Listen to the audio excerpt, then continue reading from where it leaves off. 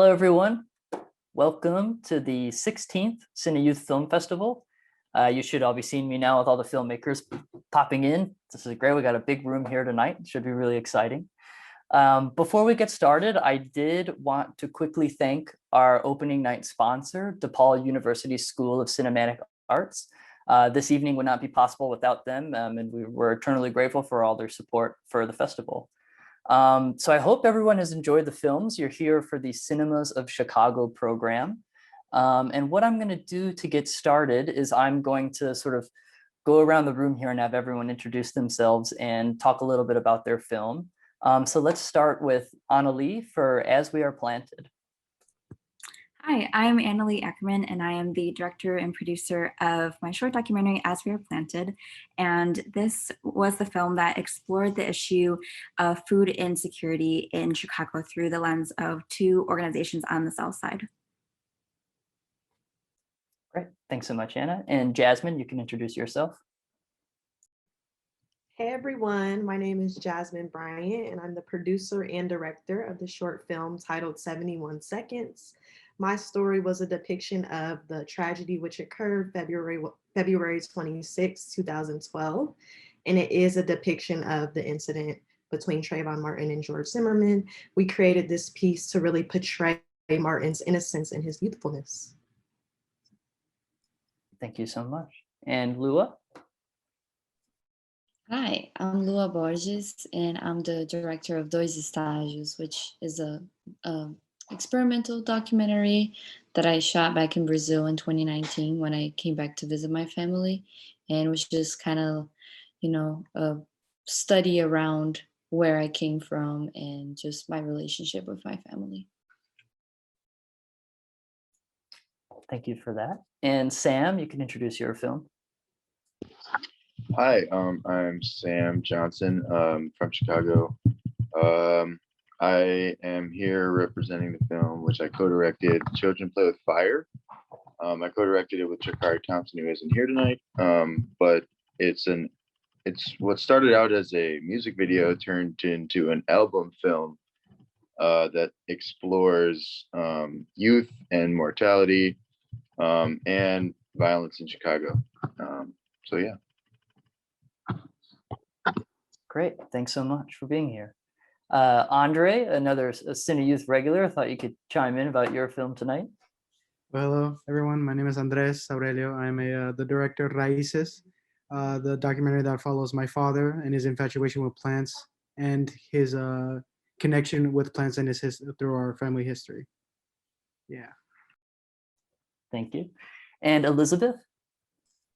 Hi, I'm Elizabeth Miles, and I directed an animated Love Stories, which is an experimental animated documentary that I made when I was a third year at U Chicago. So I made that a couple of years ago.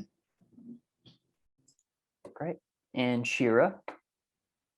Hi, my name is Shira. I am a Chicago native and director of De Sol a Sol, and it is a short 2-minute documentary that follows Abraham and Ricardo down the Chicago lakefront where they sell ice cream, and it's sort of also a glimpse into the harrowing experiences of being an ice cream man. And Ty? Oh, hi, I'm Ty Yamamoto. I'm a Chicago-based filmmaker, director of Face Me. I made Face Me last year, just a little bit over a year ago, kind of as an experimental response to the rise in anti-Asian hate crimes happening toward the beginning of COVID. It's an experimental short film I did that, I don't know, I feel like it speaks for itself. Sorry, I'm at a loss for words already. But yeah, thank you. Yeah, absolutely. We'll dig in, don't worry. And Nathan, you can introduce your film. Hi, everyone. My name is Nathan. I'm a filmmaker based in Los Angeles, California. I'm the director for A Wolf Comes at Night, which is about a dysfunctional family who lives on a farm. And the grandfather in the film is struggling trying to keep their family alive by this vicious wolf that creates tension. And my producer is on here, Jasmine Bryant, who directed 71 Seconds. So it's awesome to see a friendly face on here. Yeah, there's a great spirit of collaboration here that we've got people working together.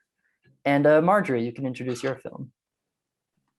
Hi, I'm Marjorie Matamoros, and well, my film basically follows my process of grief and fear when I moved to Chicago, and so it's the journey, and it's based on a poem I wrote. So yeah. Thanks so much for sharing. So now I think what we'll do is I'll go in a similar order as we go through some of these questions here. So I'll start with you again, Annalee. So I was wondering, when you first started the project, what drove you to this subject matter? Like, how did you get this on your radar, and how did you set your sights on it, basically? So I made this documentary, or I started to make this documentary for a class when I was at Columbia College Chicago in the fall of 2019. And this whole class, the whole semester, we just, our one assignment was to make this documentary. I wasn't quite sure what to do it on, but a few weeks prior, I volunteered at the Urban Farm, Just Roots, Chicago for work. And it was really an exciting time. I loved being able to get my hands in the dirt with a lot of plants. And it was just a lot of fun. And so, no, like I could do a doc on them. And so the Just Roots team was so kind in letting me in and letting me film. And through them, I got connected with the St. James Food Pantry, who is another like featured organization. And through them, I got connected with Kathy Moore, who is the food pantry coordinator. And she was so kind in also being one of my main subjects. And her just letting me into her home, which was so kind of her. But ultimately, it all goes back to that first time of volunteering. Great. And I was curious, have you, so you submitted this film back in early 2020. And I was wondering how much contact you've had with all the people that like are subjects in your film since then. And I'm curious like how they've adapted during the pandemic. Most definitely, yeah. So we've kept touch here and there, and I'm actually going to the farm this Saturday, which I'm pretty excited about, to just see what's going on. They have their open house this Saturday to kick off the summer. But the farm is fully built at St. James, and at the end of my film, it says that they are projected to plant up to like 10,000 pounds of produce per each farming season. And to my knowledge, they have reached that. And I know that they have a lot of exciting things coming up. I don't know if it's public yet, so I'm not privy to share. But if it's something that you are interested, I definitely encourage you to keep up with the farm. They have a lot of very cool things in store. Oh, well, that's great to hear. I'm going to ask you some questions, Jasmine. So I had a really interesting experience just watching your film for the first time. I feel like at first when I was watching it, I was wondering like, oh, is this like a straight biopic? Like at first it wasn't clear, but then it all clicked for me when I realized that your protagonist has a different name. And then that's what I found so stunning about the film, was taking the framework of this narrative, this real life narrative, and applying it in Chicago and showing how this is happening everywhere. So I was wondering if you could talk a little bit about sort of transplanting that story in Chicago, and how at least the city itself was like a focus when you were working on the film. Hey, thank you so much. Yeah, so this was an advanced practicum film. So I did it, it would have been senior year. Yes, it was fall of 2019 at Columbia College Chicago. So it was, a school project that was based in the city of Chicago. And, the urban environment, unfortunately, we do see like a lot of cases like this. But for me, we were in contact with the Trayvon Martin Foundation. However, his family wasn't necessarily comfortable, right, with, having his name kind of brought up and kind of reopening the can of worms. And because it is such, a sensitive story, that's something I had to be very delicate about. So as a filmmaker, I kind of took that creative liberty upon myself to make it more of a depiction, because it does happen to so many people that look like me. And then other young men could kind of see themselves within Trayvon as well. But yeah, that definitely was a big thing for me, not, putting Trayvon Martin's name on it just because it happened so regularly to so many people. Absolutely. Thank you so much for sharing about that. Mm-hmm. Lua, I was wondering, for your film, so the photography is just achingly beautiful in it. And it was shot on 16 millimeter. And I was wondering if you could just, sort of comment on the challenges of like shooting on location, shooting with 16 millimeter, and about your sort of creative process visually. Well, first, thank you so much. The DP is going to be really happy to hear that. So it was very interesting because, the first thing that was created in this project was the medium. Like, I was given the opportunity to go back home for Christmas and bring my partner with me, and he owns a 60 millimeter camera. And it was kind of like, okay, we have a camera and we have film, so let's make something out of it, and something that comes from like my gut, like it was kind of like I wanted to just go there and be completely inspired by the environment around me, and then compose something after, and just be just kind of like a rush of thoughts, and it was really so important that we shot the project on 16, because like that made everything so much more organic, because it was mainly just like me and him walking around the streets carrying the camera, and I would stop by these like familiar places, and that would just on the spot like tell me what I wanted to shoot. And with 16 millimeter, it's so important that like I didn't know what the footage would look like, so everything was just instinctual the whole time. Every place that we went, every scene that we shot, it was just like on the spur of the moment, I knew it had to be captured, and I wouldn't see it again, until I developed the film. And so it was like a very interesting balance of me talking to the cinematographer and explaining to him what I was feeling at the time. And then he would take on to that information and point the camera and shoot. And I wasn't able to see anything that he shot the whole time that I was there. And I think that like that definitely made it much more stronger, because then when I was revealed the footage, when I came back to Chicago and processed and scanned, I was like, whoa, like it was like a reflection of everything that went through my brain at the time, but I didn't know that it would be like it would turn out like that, so it was very interesting. Wow. Well, that certainly comes across in the film. There's a beautiful answer, because I the thing that did strike me so much about it was the way it felt like a stream of thoughts. And it does feel like your camera's always like searching for light in general. And I mean, even at the end, when as he's playing the guitar, he tells the cameraman, "Don't look at me, look at the sunset, look at the light," And so Yeah. that's quite nice. Yeah, thank you. It was really like just everything was real, nothing was made for the camera. It was just like the camera was following reality. Yeah, I like the idea that you returned to re-engage with memories, and then came home and re-engage with the memories that you found, because you never got to like look at them. That's nice. Yeah, totally. So Sam, your film is co-directed. So I wanted to ask you about just that process, about what you specifically brought to the film, what Jakari brought to the film. If you could talk a little about that collaboration.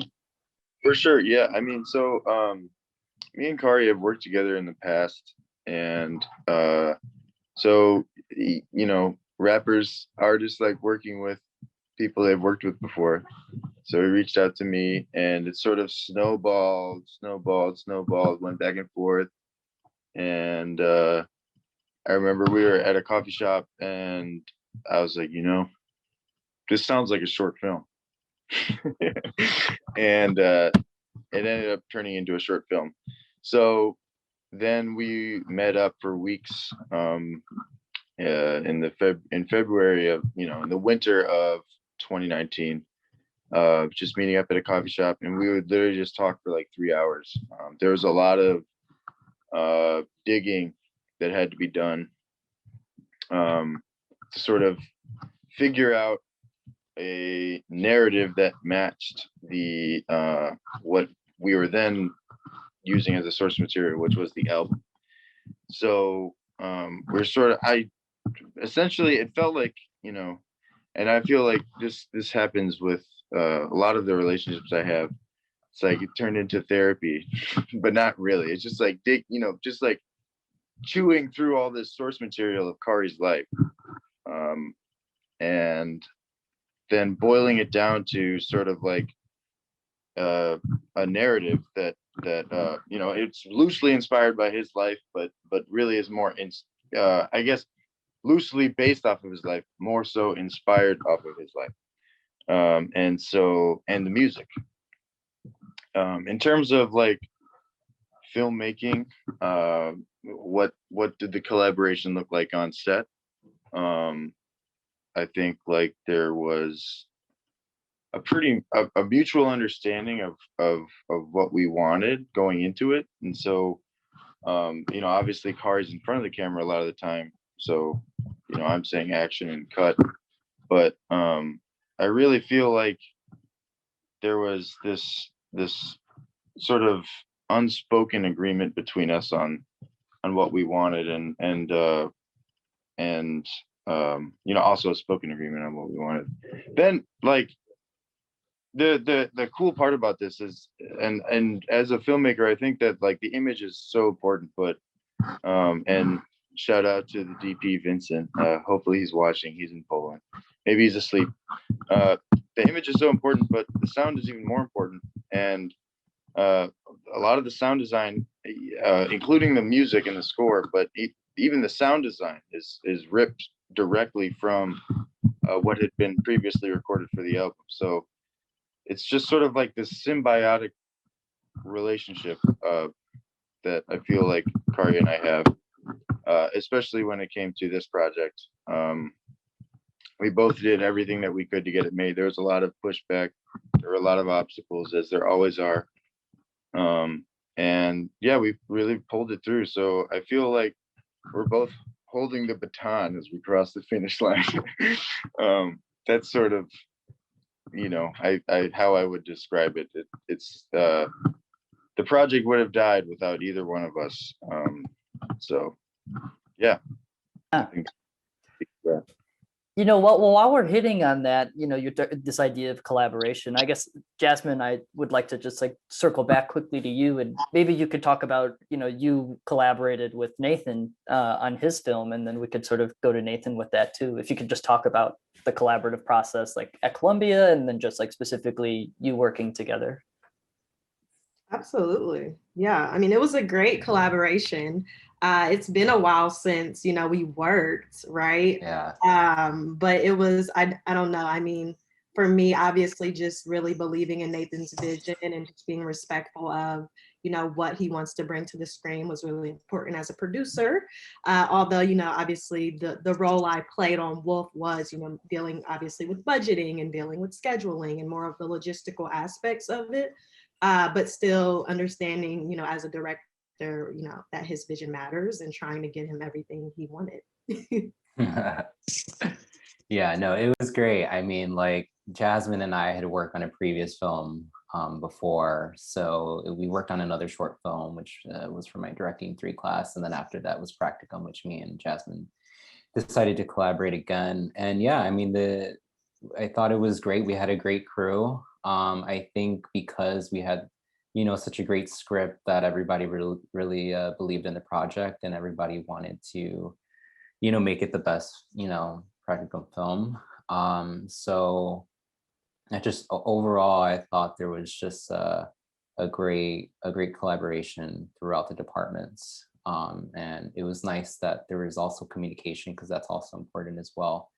And I think that's why we had, such a smooth shoot those 4 days out in the farm, which was not technically a farm. It was literally a suburb, but they had an old ranch there that they let us use. So yeah, overall it was a great experience. And it was like in 2018, it's 2021 now, but from what I remember, it was a great experience to have.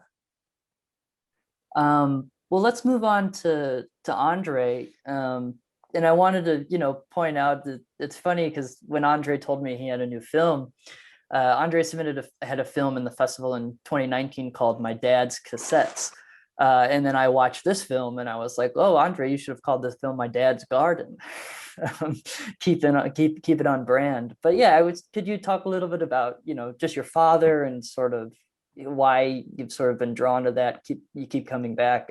He's clearly a very eloquent and like wonderful person to listen to talk about the things he loves. But yeah, if you could comment a bit on that.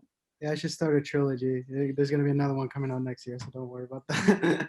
I'm so glad you brought that up because it was something I was thinking about, is that a lot of the films I love to make or the documentaries I love to make, like, when I'm developing them, they stem from conversations that I have with my father. Like sometimes we're driving when he's working in Indiana, he has his stuff, like sometimes he takes me and I need to help him. So when we're driving, we're having these long conversations of like, what he likes to do, what is like, his experience in life and what drives him or what motivates him. And so whenever I feel like I need to have like a story, I always stem from the fact of like those conversations that we had. So like when he would tell me these stories, what came into my head? Like what was the imagery I felt when he was telling me this? So that's why, when I decided to make this documentary about my dad and his love for gardening, it stemmed from a class that I had to take called the nature documentary, which was talking about, people's interactions with nature and how they form and like how they can tell stories. So through that, I said, my dad really loves to talk about his garden, but he loves more talking about like how he built it and why he built it. Not really the actual aspects of like, oh, this certain plant does this certain plants like that. It was more about what does this plant mean to me and how like this creation of this garden, how does that like kind of make me who I am? So that garden, the one in Mexico that's in the film, like those old pictures are like basically like he spent months building that garden, like talking to people saying like, oh, I need a cactus from Sonora. I need a cactus from like Tuxtla Gutierrez and all that stuff. He went all around Mexico trying to find this perfect thing. But to me, that tells me more about who he is than actually like, oh, his love of gardening. So it's just like, it was so inspiring. And I was like, okay, so in that scene, I need to show my dad, like, looking for those plants or like, the old garden when it wasn't built and then the final garden, so like, it was just, talking to my dad is such a big inspiration to me to be able to create and tell stories because he's a natural storyteller. And I feel like I got that storytelling ability from him. He certainly is. There's no doubt about that.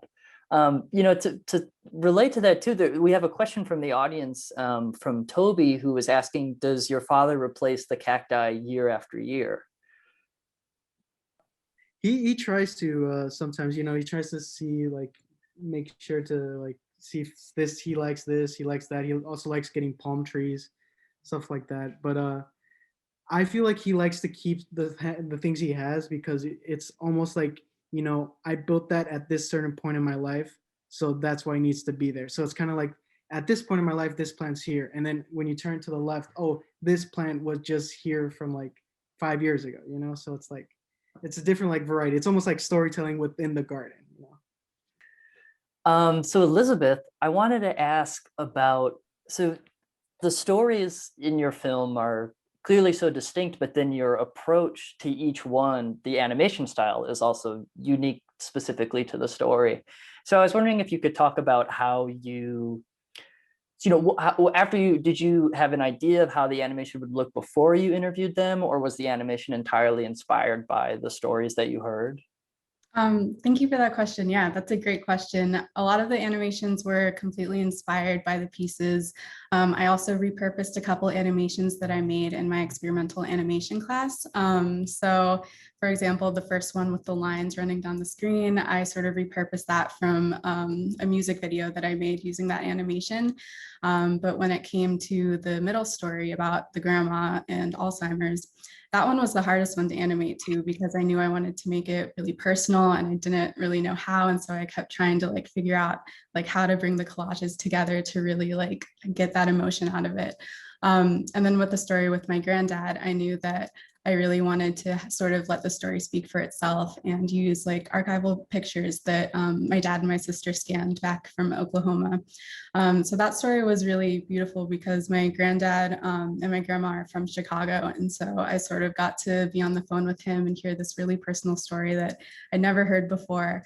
And going to the University of Chicago, it was just really kind of surreal that I was sort of maybe like a couple miles from where they both grew up and from where they both met. So that was just a really beautiful experience for me, that I got to sort of like have that relationship to my granddad, and that I sort of got to hear and learn more about their own relationship and their own love story the way that I did. So yeah.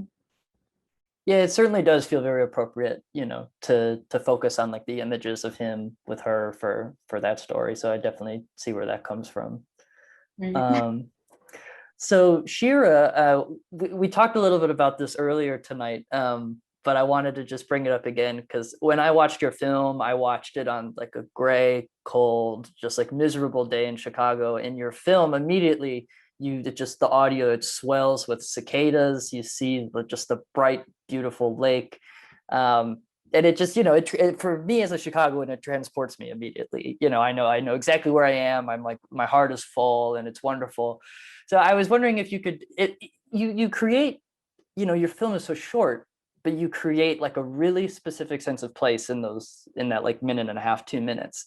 So I was wondering if you could talk about, you know, the microdoc format and, you know, creating something so evocative in such a short period of time.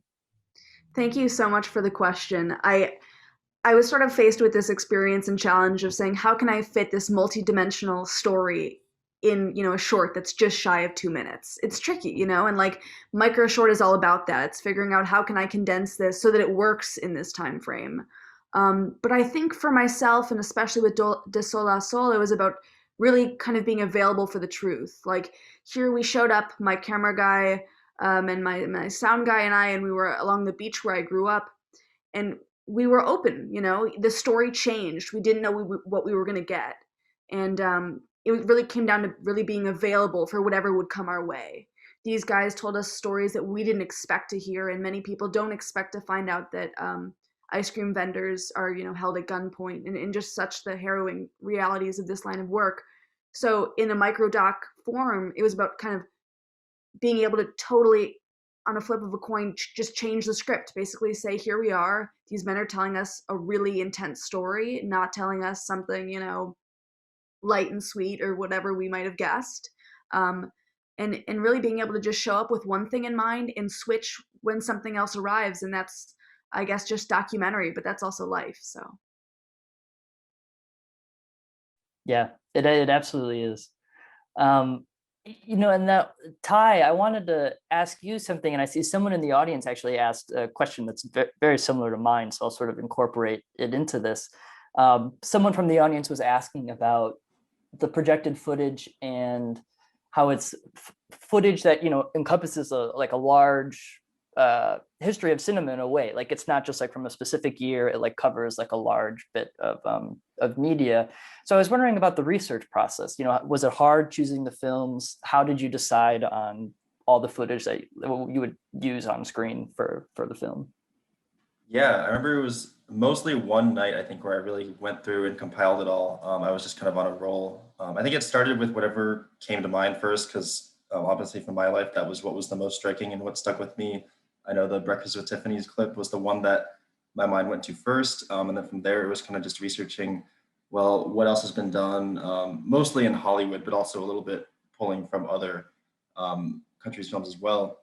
But I did definitely want to focus on I guess I didn't want to focus on one particular time period, like you said. I wanted to show that this was something that happened at the beginning of film and something that still happens to this day in a lot of regards.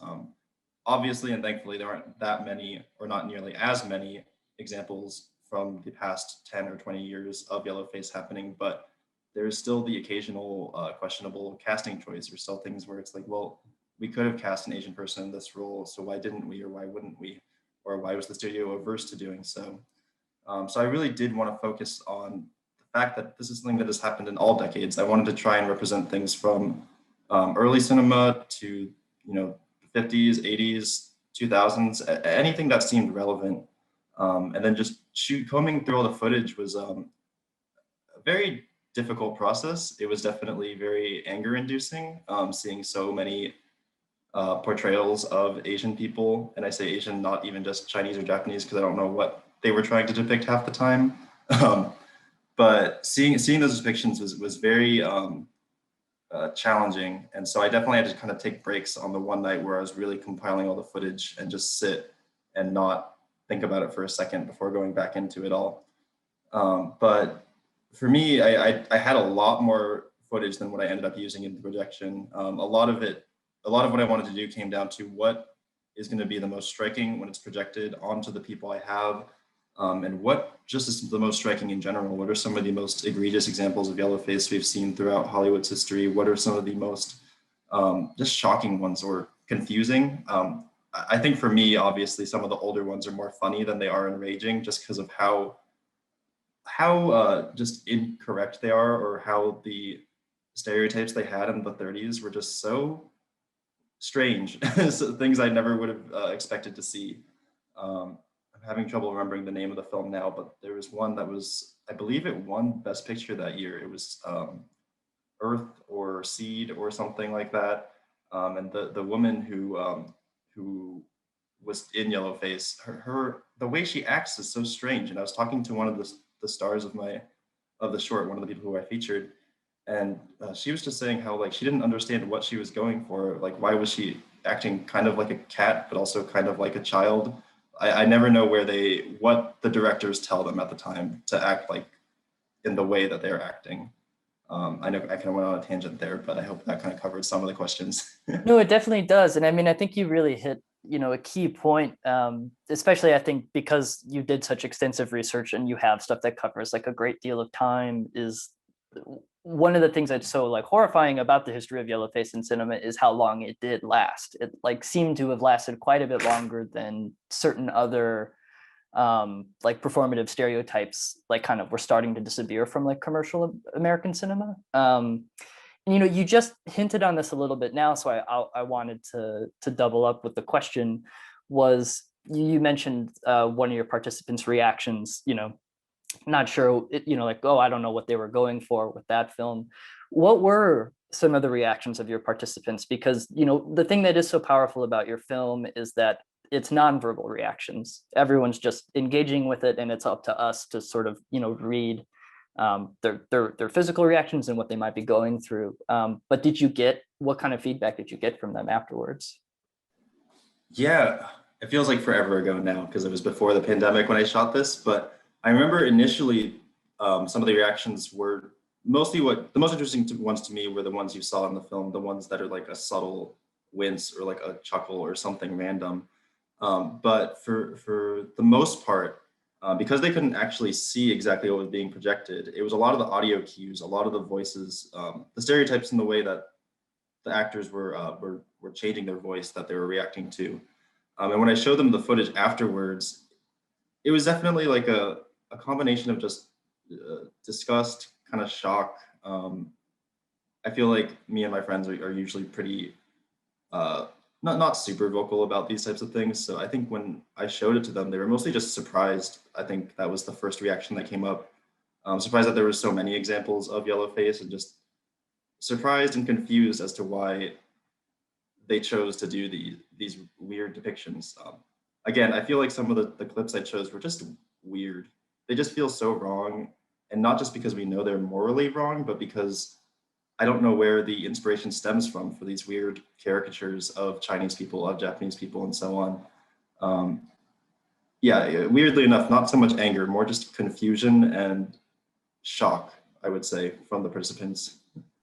Yeah, absolutely. I mean, that makes sense because so many of them they're just so horrifying because also they don't seem to be grounded in some sort of reality. So it's harder to like pin exactly like where this like hate and this like confusion in terms of representation on screen comes from. So now I want to talk to Marjorie. I want to ask you a little bit about, your film, and I guess we could start by talking about the poem that you wrote. And sort of, just the process writing the poem, sort of where it came from, what was like inspired by in your personal life. So I don't remember when I wrote, like, I found the poem one time and I had like written it, like, so this was like 2 years ago, and I wrote it after like my grandma passed away. And so like in that process, I wrote half of the poem. And then like when I moved here to Chicago, like I found the poem again, and then I finished it. And then I don't know, when I found it, it just like connected to me, and like I was just like, I have to do something with it. And so like I started writing and trying to like figure out how to connect with like what I felt at the moment and like how I felt in the present, and just like connect the two and everything that I was feeling in that moment, and like moving here to a completely like different place, and like dealing still like with grief, and like being away from my family, and just like coming here and like feeling the grief all over again. And so yeah.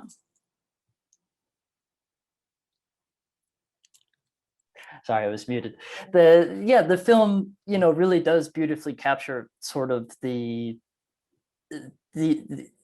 isolation and sort of the loneliness that like can be accompanied with the immigrant experience and being in like an unfamiliar place. And I think you do that really well, because I recognized after like looking at the film a couple times those locations, but you sort of defamiliarize them, right? You turn them into these lonely spaces that feel really unique. So I was wondering if you could talk about finding these locations and using those images to reflect the language of your poetry. So I remember like when before I shot this, like this is like a very like normally it's like very popular, and it's like there's a lot of people there. And like I have gone like a weekend before, like with my friends, and we were just like skating and everything. But like even though that I was with them, I felt like still so lonely, and I was just like I felt so connected to the place in the moment. And so I wanted to shoot it because I love the location and how it looks, but I wanted to shoot it when no one was around, because although like it is a place that like normally is like full with people and everything, like it still felt like it was so empty. And so I really wanted to show that, and that emptiness and just like isolation that I felt while I was in that moment in life. Absolutely. I mean, that comes across very clearly in the work. I want to riff on this theme a little bit, because a few other films address this sort of, Lua, maybe you could talk a bit about it. Just sort of like the way your film, addresses the immigrant experience and memory, and then you yourself being originally from Brazil and now being based out of Chicago, and just, how your film sort of relates to, at least as you see it, to that experience. Totally, yeah, because I feel like even though the film is a lot about memories, it's also about the feeling of not feeling close to these memories because I'm not near those spaces anymore. I like whenever I go home, I get this like really guilty feeling of like that I left and that I abandoned my family, and that I'm like not part of it. And there's like a moment in the film where I'm telling myself, like I'm whispering to myself that I'm not there anymore, because I don't feel like I'm there anymore, even when I am there. It's a very like disassociative feeling. And when I'm here, I feel like I'm not fully here because I have my background that comes from somewhere else. So it's like this feeling of like that you don't really belong anywhere. You belong just to yourself and to your memories. But even those, sometimes they dissipate or they're unclear or fragmented inside your head, and that's kind of like my inspiration when I was editing the film. And because I do think that comes across quite clearly with like the rhythmic editing, and just, or at least the rhythms of the editing, not the editing is necessarily rhythmic, but I think that there's definitely like a mental space that's created on screen in your film. And so again, related to this theme, Andre, and I hope I'm not reaching here, but I feel like your film and your father's narrative, and this is sort of like the simple poetry of it, it really, to me, when I watched it, it made me think a lot about the immigrant experience and the idea that his garden in Mexico has all this familial history, and then he's bringing that to Chicago to set up new history, to creating new history, and especially just like with his family. Then at the same time, there are all these plants that are coming from different locations that aren't just from Mexico, that aren't just from Chicago. They're, he's getting plants from Washington and other areas. And I was wondering, was that something you were thinking about going into it? Was that something you discovered while making the film with your dad? Yeah, definitely. Something that Lua touched upon that was very kind of like thought provoking was that idea of that being in a different place and kind of not feeling that you're from there anymore, or kind of like feeling those two states of those two like two different places. So I feel like my dad, what he tried to do is bring that from Mexico to here to be able to feel comfortable again. But he feels that now that he can't have those same kind of plants and he can't have that same kind of history behind, like, the intent to create these plants, because the reason he created the garden was to honor his grandfather and my grandfather as well. So kind of like creating that reason for that garden that was kind of missing that he had in Mexico. So trying to do that here, he tried to replicate it so he can have a sort of comfort, but he couldn't find that. But through that, he found that, it's not really the reason, like, I'm not trying to tell my history, it's more about telling who I am.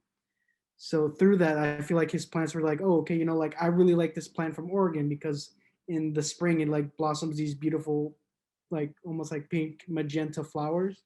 So it's like, that's beauty to me. So I feel like if that is a representation of what I like, that should be something that should be represented in my garden. So I feel like trying to find a footing here in a new place kind of really helps you understand who you are, not really like where you're from. It's more about like what from that place makes your personality in a sense. Absolutely. Yeah, thank you. Wonderful answer. I'd love to just have a conversation with your father. That's what I think about when I watch your films. He's a very Yeah. Nathan, I wanted to ask you, your film has like a really unique sense of tension to it. And it seems like it feels like you're riffing on like certain genre elements, but there's like a distinct personality in there. So I was wondering if you could talk about either like certain influences you had, whether it be like other films or even like literature, or just sort of like where the project came from for you. Yeah. Well, the story came from a pool of scripts that we picked from. And what really drew me into the story in the beginning was that this was a story about a dysfunctional family. And I thought that that was something that was easily relatable, at least to me. And so we definitely did some rewrites for this script to create more tension with the family, because there is this wolf that is living amongst this family and eating their cattle, and it's really affecting the family, and it creates this tension. And so having the wolf was sort of like the symbol, because the grandfather in the story is sort of like the lone wolf as well because of his relationship with his grandchildren. And I really wanted to focus on that and create like an interesting dynamic in the household. And what I like about it is that it's in a farm, so it's far away from everybody. And so I think that really changes the dynamic. I mean, we see it throughout the whole film, and then at the end, when Lucy decides to save her brother and save Leo from the wolf, the grandfather then realizes that anything could happen at any moment. And so I think he kind of realized that he was a bit too hard on his grandson. And yeah, I think we were just playing with the idea of the wolf and using it as a symbol, and kind of also portraying that as like the grandfather, because he is kind of like the lone wolf. And so yeah, that's something that that I wanted to showcase in the film. And I was curious too, about just the general design of the film. You hinted at the farm was actually, you had shot it, and you said the suburbs of Chicago is where you found the farm. Well, it's incredibly convincing. I never would have guessed. So I was curious about just like that approach, the visual approach, how you were kind of creating the visual look for the film. Yeah, definitely. I was definitely inspired by The Revenant and a couple other films that had to do a lot with like being in nature, but like, it's a thriller. So I wanted to be outdoors and just very distant from like civilization. And so that's something that I pulled from different films because I really do like thrillers, even though lately I've just been doing documentaries, but thrillers have always been something that I've always wanted to film. And the location itself was really inspiring to be there because it was just such a unique location. And we did all the shooting there for 4 days. They had a couple farms, and then, you had the ranch house. And so there was just so many options to shoot. And along with the production design, we didn't have to spend that much money on buying things because a lot of what the location offered was already in our mood board in our previs. So it was nice. I think that it was also something that we were all on the same page about, with me and my department heads. And I think that being at location gave everybody immediately that mood and that sense of like what we were going for the film. Great. While we're talking a little bit about design and like look of the film, Jasmine, I was wondering, your film has a shift in aspect ratios, and I was curious if you could talk about what motivated that shift and the change in the look of the film. Sure, absolutely. Yeah, we squeezed the frame mid through the film. So when Jawan steps outside into the world, we just get super tight and kind of change the aspect ratio to change the viewer's perspective. And it was something me and my DP kind of collaborated together and came up with, and I think it really worked in our favor just to show the world really kind of close in on him. He was so free and happy and innocent prior, and then when he stepped outside, it kind of gets dark, it gets tight, and the aspect ratio changes and kind of throws the audience for a wrench and kind of really puts them in his shoes, essentially. So that was the goal. And then we open the world back up, unfortunately, when he, does die and is murdered. So it's definitely some symbolism within that as well.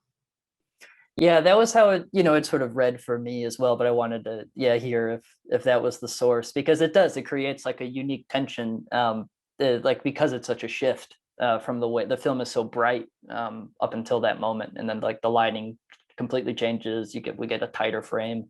So it's very effective. I wanted to bring in another question from the audience. This one's for Elizabeth. And this is also something I was curious about for love stories, was how you went about collecting these love stories. And sort of, I don't know if you had, the question from the audience, Jillian is wondering if you had, had maybe had more love stories than we saw in the film, and how you sort of decided on what would make the final cut. Yeah, thank you, Jill. That's a great question. So yes, I did make initially a longer cut of the film that was about 15 or 16 minutes, and it had 5 love stories. And even beyond that, I had a couple extra stories. I sort of made those decisions based off of which ones I felt I could really authentically animate to the emotions for, because I had this love story that I loved so much, and I got to interview this couple, and I just like posted on Facebook and said, like, anybody who wants to tell me a love story, like, let me know and I'll record it. And so like this couple that I'd never met before, like, reached out to me and said they thought it was an interesting project. And I literally just asked them like one question, like, tell me your love story. And I sat there for like 45 minutes and recorded this like beautiful love story that I edited down to about 8 minutes. And, like animating is like such a time consuming thing to do. So even that was like difficult to animate too. And I felt like I still could like give it more in a different iteration. So the ones that I ended up choosing were a bit on the shorter side too. Like the first couple stories I think are about 2 minutes each. And then my granddad's story, I spent some time sort of like paring down, and I also left out details that were just felt so personal and that I didn't want to share with other people. So yeah, I did have more stories. Well, you'll have to make a sequel then. You'll have to, we're also eager to hear these love stories. Another question from the audience, this one's for Shira, and this ties in with a question I also had. So Natalie asks, as a Chicagoan, I've always associated the popsicle sellers as a joyous part of summer on the lakeshore. How did you become aware of the dangers they face, and how were you able to develop relationships necessary to tell their intimate stories? And I'll build on that a little bit. in the sense that I was curious about, how you made your documentary subjects comfortable and you were able to get them to tell such harrowing tales.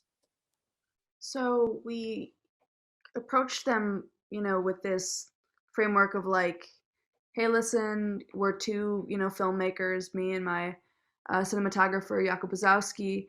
And the way we approached it was like, with most things, when it comes to intimacy, it starts with just, building trust and a sense of comfort. And so with these guys, the way we framed it was like, hey, listen, can we walk with you along the lakefront? We'll double whatever popsicles you don't sell. We'll buy out your whole cart. We don't want to mess up your work day at all. But we'd like to talk to you about what it's like to walk along the lakefront, because the gist was they might meet some really interesting people, as people who spend their whole day potentially, walking along the lakefront in the summer, which is the way I perceive it, a jolly time. It's beautiful weather. It's a light. You would think it'd be lighthearted, and we were there with them for 5+ hours, and I think part of the intimacy in getting those stories from them and that comfort just came with time. We talked about a lot of topics. Some of the questions were just, how long have you been working? What's your favorite part of the day? What's challenging? How long have they been walking together? Those are sort of the rudimentary, the basics. And then from there, you start to ask questions just with time. And, we have a lot of walking in silence, a lot of footage of just the bells ringing. And that's when you start, that silence is where I think some truth comes out. Then people just start saying, well, let me tell you something. The other day, my friend blank. And that's how that came to be. We didn't come in knowing that they were going to tell the stories that they did. And it was hard narrowing it down to this micro short because there was so much. But yeah, thanks, Natalie. Well, we're getting a little close to the end of our time here. So I wanted to see if, a lot of you had a chance to watch each other's films. Maybe do you had one or two questions you all wanted to ask each other? And if anyone has one, you could sort of just raise your hand and I'll call on you. Sure, Anna. In particular, I guess maybe more of a comment than a question, but I particularly love, Elizabeth, your love stories. The story about the grandparent with Alzheimer's and the song. It was just so beautiful and it really resonated with me. And I guess a question was, what was the maybe like hardest story for you to animate when telling someone else's story and trying to incorporate other people's personal stories and you animating it? I don't know where I was going with that, but I think you know what I'm saying. Yeah, no, thanks so much. That was the hardest story to animate too, by far. I think that the first one was easier because I had sort of repurposed it from a music video I made, and it also sort of felt more like a dance, where it started out very like simple and then it sort of got more complex and it was sort of dancing around the screen with all of the different lines.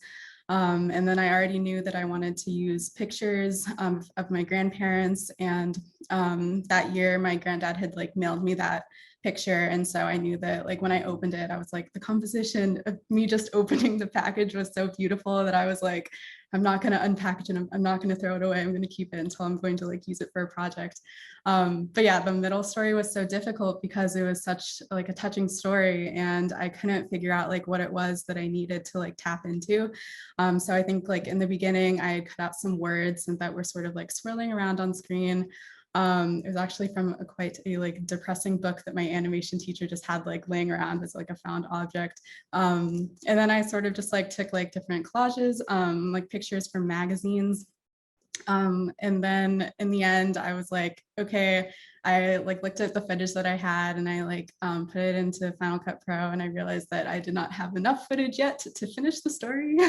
So I was like, okay, how do I finish this? And then yeah, and then I was like, I'm just gonna write out the song, and it felt right. And I'm really like happy with how that turned out, because I think like once it clicked, it just clicked. And so even though it was so hard to figure out like what I was trying to do, I think it all like came together in a way that like I'm really proud of. So thank you. I also, Sam, I wanted to talk a little bit about your film. So, this was something you had submitted. This was also early 2020, right? So this was for when we thought CineYouth was going to happen last year. And so a lot has changed, since you submitted that film, but I feel like your film carries like an extra weight of tragedy, especially with just like how things have been going in Chicago. And I was wondering if you could talk about, maybe if you and Kari have had conversations about this, but just sort of like how the film maybe could be read differently, or like has like a new, a new perspective, just with like the events of the past year. Well, I think that's a great point. I also think that part of going into the project for me was reconciling with Northern racism and my own sort of upbringing in segregated Chicago. And I think the reason why the short looks the way it does and is so, I guess, it is kind of experimental, right? It's I think it's because we wanted to sort of play off of the ubiquity of this tragedy. This is not a isolated event. This is not a uncommon story. It's what's going to happen sort of from the beginning. And that's a problem. That was a problem just as much as it was before George Floyd, and then after. And I think like it's important that it's been brought to the attention of culture. Every few years it seems to resurface. Every year, maybe even. There's always another name. And not even that this is sort of, I guess, a symptom of the problem, not a this is not a police killing that's depicted in our short. But I think young Black men are being murdered all the time, and it's terrible. What do we do about this? That's sort of the question afterwards. I think we wanted to sort of focus on, instead of the news, the headlines, focus on the life of the person beforehand, and I think that's a common approach, but I think it is more important because it is about grief is something that everybody can relate to. Grief is something that we all experience. However, I don't know. I'm going on a tangent. I always talk way too long. Am I like? Let's have a conversation here, because I'm just gonna keep talking. Well, no, I think, I wanted to just say, like, responding to that, and then everyone's films, whereas we're coming to the end of our time here, I just wanted to say, thank you all so much for sharing this work with CineYouth, and the fact that we can now like share it with everyone else. Like all of your films are so moving and beautiful. I wanted to point out in the live chat for the Q&A for this, there's Elizabeth says, these films have moved me beyond words.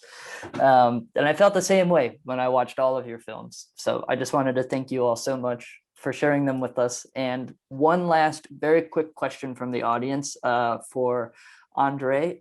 Sarah is wondering, Does your dad ever let you help in his garden? No, I'm so stuff. I know how to like, connect a hose and then put water on it, but like it's not helping at all.